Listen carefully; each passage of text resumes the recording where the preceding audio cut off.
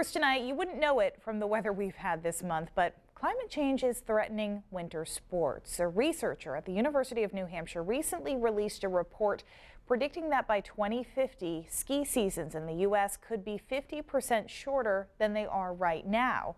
Now, just what the consequences might be in Maine and New Hampshire, and can anything be done to head them off? Rob Caldwell went to where researcher Liz Burakowski has been doing some of her work to find out more. I think it's worth noting that this is the third time that you and I have tried to get together to have this conversation. The previous two times we couldn't do it because we got snowed out. But that's a good jumping off point because it's worth reminding people there's a big difference between weather and climate. And just because we've had a really snowy March doesn't mean that we're getting back to cold, snowy winters, right? Exactly. Mark Twain had famously once said, weather is what you get, climate is what you expect. So we expect to see snowy winters, and January and February this year, we're not that snowy. A little bit on the background and why we're where we are. This is where you and other researchers do what?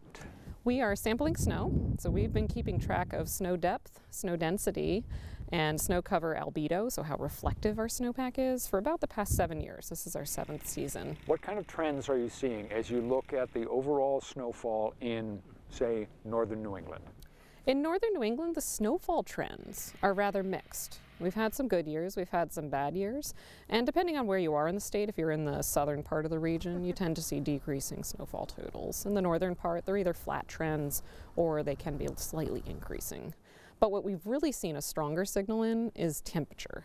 So over the past 4 decades or so, we've seen an increase in about 4 to 4.5 degrees for our winter temperatures. And that's a significant increase, isn't it? This is a significant increase, and it's also worrisome because that affects not just the snowfall, but also how long the snow stays on the ground. And that's what really matters for soils, forests, the ski industry, is having snow that stays on the ground. What you're seeing is winters that are almost certain to get shorter, correct? Correct. So we're seeing the onset of winter coming later and the end of winter coming sooner. And we're also seeing more intermittent snowpacks, so snowpacks that come and go, especially in the southern part of the region where we are here in southern New Hampshire. These are not good trends for the winter recreation industry that relies on snow. No, and it becomes increasingly difficult for sports like snowmobiling, who primarily are relying on natural snowpack. It's impossible to make snow over thousands of kilometers of trails. For a ski resort, much easier. They have their systems in place, and the good news is that snowmaking has gotten abundantly more efficient. As you look at the economic impact of good winters and bad winters for the ski or snowmobile industry, one of the things you found is that a bad winter, when it comes to snowfall, has a lot bigger economic impact than a good winter has. Yes. During our really low snow years, skier visitation declined about 10%, and that came at a cost of about $1 billion in economic activity across the entire U.S. When you look at those higher snowfall winters, we didn't see an equal and opposite reaction. The increase was only about 5 to 7% in skier visits, and that's because a lot of these resorts reach their capacity. So you can only go so far when you have a good winter, but when you have a really bad winter, the bottom can totally drop out. The research that you're doing that shows that winters might be getting shorter or will be getting shorter cannot come as a shock to the ski industry. It has to be aware of these trends.